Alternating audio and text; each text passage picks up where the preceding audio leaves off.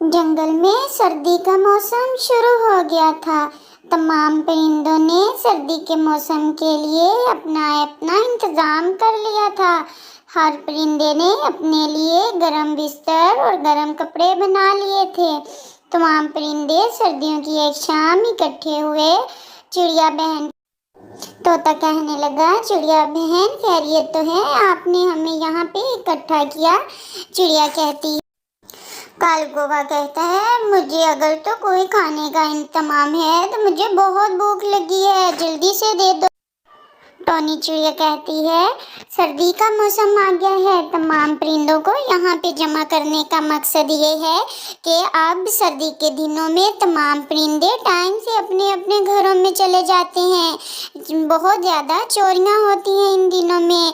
हम सबको सर्दी के दिनों में अपने लिए कोई एक चौकीदार रखना चाहिए। सब सर्दी से निपटने के लिए हमें कोई ना कोई हल तो निकालना होगा, क्योंकि तो क्यों ना हम सर्दी के दिनों में कोई चौकीदार रख लेते हैं जिसे हम खाना दे दिया करेंगे और वो सारी रात जाग के चौकीदारी करेगा जंगल में। हाँ बिल्कुल ठीक आइडिया है, ये हमें ऐसा ही करना चाहिए। अगर ऐसा है तो जंगल में मैं चौकीदारी कर लूँगी और तमाम परिंदे मुझे मिलके खाना दे दिया करें और मैं सारी रात चौकीदारी करूँगा। अपना काम ईमानदारी से करूँगा, बिल्कुल कोई मसला नहीं होगा। सब परिंदे इस बात पे राजी हो जाते हैं। गौरी गौरी, अब हमें खाना तलाश करने की कोई टेंशन नहीं है। क्यों, क्या हुआ? अब हमें खाना खुद घर बैठे ही आ जाया करेगा, बिल्कुल किसी किस्म की कोई टेंशन नहीं होगी। मुझे चौकीदारी पे रख लिया है जंगल के तमाम परिंदों ने। लेकिन मुझे एक बात का डर है, अगर जंगल में सचमुच चोर आ गया तो वो कहीं तुम्हें मार ही ना दे। नहीं, ऐसा बिल्कुल नहीं होगा। जितना भी बड़ा चोर हो, चौकीदार को देख के अपना रास्ता बदल लेता है। जंगल में रात हो जाती है। कौवा अपने काम पे जंगल में चौकीदारी करने के लिए आ जाता है। जागते रहो, जागते रहो, जागते रहो, जागते रहो। कौवा इस तरह से सारी रात जंगल में चौकीदारी करता है और बाकी तमाम परिंदे बड़े मजे की नींद सो रहे होते हैं। फिर सुबह हो जाती है तो कालू अपने घर में आके सो जाता है। चिड़िया बहन, मैं तो रात को बड़े मजे की नींद सोया। अगर कालू अपना काम अच्छे से करेगा तो हम उसकी तनख्वाह बढ़ा देंगे। ये काम कालू भैया बहुत अच्छे से कर सकता है, क्योंकि उसको तो रात को डर भी नहीं लगता और उसको तो सर्दी भी नहीं लगती। चिड़िया बहन, चलो हमारे घर चलते हैं, वहाँ पे बैठ के गपशप करेंगे। फिर सुबह हो जाती है और अगले दिन फिर कौवा उसी तरह से अपनी सीटी लेके चौकीदारी के लिए आ जाता है। सब परिंदे कालू के काम से बहुत खुश थे। चलो दोस्तों, पहाड़ों वाले जंगल में चलते हैं और सर्दियों के दिनों में हम वहाँ के लिए खाना जमा करके लाते हैं। सुना है पहाड़ों वाले जंगल में परिंदों ने बहुत ज़्यादा सामान इकट्ठा कर रखा है। क्या आप सब ने दिन में नींद पूरी कर ली है? जी जी, हमने नींद पूरी कर ली है। फिर वो तुम तीनों उल्लू पहाड़ों वाले जंगल की तरफ निकल जाते हैं। रात हो जाती है। जब वो जंगल में पहुंचते हैं तो देखते हैं कि कालू आगे चौकीदारी कर रहा होता है। वो कहते हैं, ये परिंदे तो बहुत ही तेज हैं, इन्होंने चौकीदार रख लिया है। उन्होंने कहा कि अब हम एक काम करते हैं, हम कालू से डील कर लेते हैं तो उसको चोरी में से कुछ हिस्सा देंगे, इस तरह से हमारी बात बन जाएगी। चलो हम सब मिलके उससे बात करते हैं और उसको लालच देते हैं। वो हमारे लालच में ज़रूर आ जाएगा। फिर वो उल्लू कौवे की तरफ जाते हैं और कहते हैं, कौन हो तुम लोग? आहिस्ता आहिस्ता बोलो, हम चोर उल्लू हैं और हम तुम्हारे साथ डील करने हैं आए हैं। डील? कैसे डील? हम जंगल में चोरी करने आए हैं। हम जंगल में चोरी किया हुए सामान में से 50% तुम्हें देंगे, तो तुम अपना हिस्सा ले लो और हमें जंगल में चोरी करने दो। इससे हमारा भी काम हो जाएगा और तुम्हारा भी। मैं अब ईमानदार कौवा बन गया हूँ। मैं अपनी मेहनत की कमाई करके खाता हूँ, तो इसलिए तुम सब लोग वापस चले जाओ। अगर तुमने मेरी बात नहीं मानी तो मैं शोर मचा के तमाम परिंदों को इकट्ठा कर लूँगा। कौवे की बात सुन के उल्लू वापस चले जाते हैं और वो वापसी में सीधा गौरी के पास जाते हैं। कौन है? चोर। चोर। गौरी चुप करो, हम तुम्हारे घर में चोरी करने के लिए नहीं आए, हम तुम्हारे से बात करने आए हैं।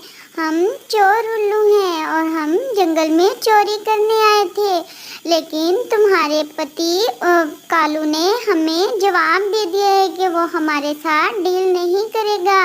हम डील में तुम्हें 50% देंगे, चोरी का सारा माल में तुम्हारा भी 50% हिस्सा होगा और जो भी माल होगा हम आपस में शेयर कर लेंगे।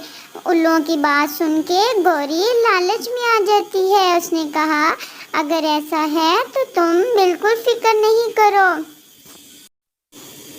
कालू कहता है, मैं ईमानदार हो गया हूँ, मैं ऐसा काम नहीं करूँगा।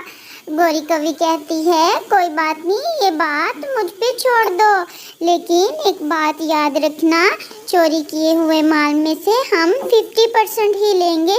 तुम बाद में इस बात से मुकर न जाना।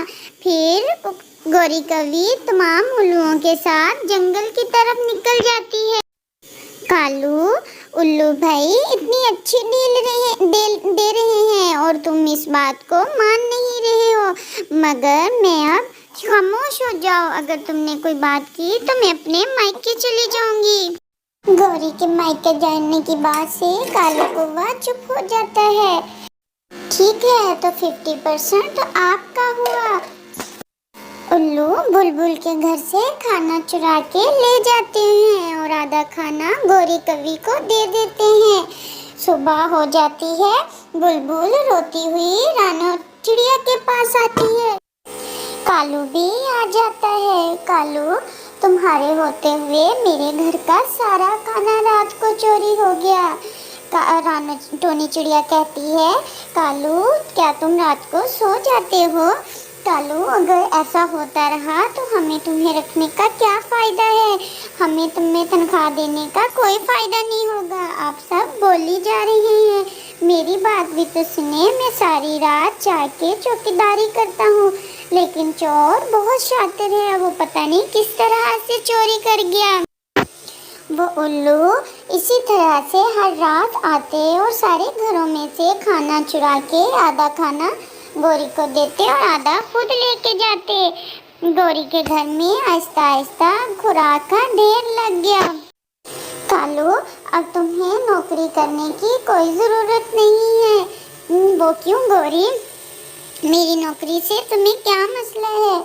अब हमारे घर में बहुत सारा खाना जमा हो गया है कि हमारी सर्दियाँ सुकून से गुजरेंगी, और वैसे भी मुझे रात को अकेले में डर लगता है, इसलिए तुम ये नौकरी छोड़ दो। सुबह कालू कौवा कबूतर से रिजाइन दे देता है। मैं ये अब नौकरी नहीं कर सकता, मेरी बीवी बहुत बीमार रहती है, मैंने उसको दवा देनी होती है, मैं ये काम नहीं कर सकूँगा। कालू, ऐसा क्या हुआ? जंगल में इतनी चोरियाँ हुई, हमने तुम्हें फिर भी तनख्वाह दी, अब ठंड बढ़ गई है तो तुम ये नौकरी से जवाब दे रहे हो, ये बिल्कुल ठीक नहीं है।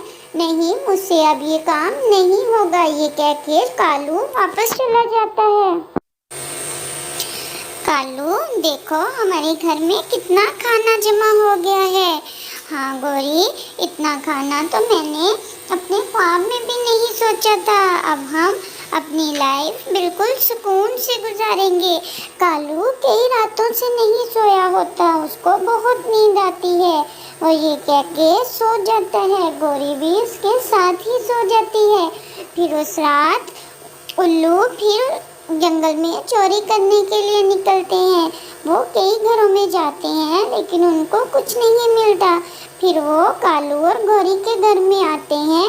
वो देखते हैं कि उनके घर में खाने के ढेर लगे हुए होते हैं। वाह, कालू ने तो बहुत सामान इकट्ठा कर रखा है। इतना सामान तो हमारे पास भी नहीं है। उठाओ सारे का सारा सामान। फिर वो सारा खाना उठा के चले जाते हैं।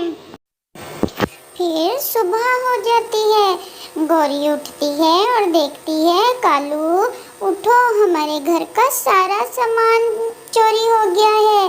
कालू डरता हुआ उठता है और देखता है कि सारा सामान चोरी हो गया है। ये तो होना ही था। वो उल्लू हमें भी चूना लगाएगी और हमारे घर का सारा सामान ले गई है।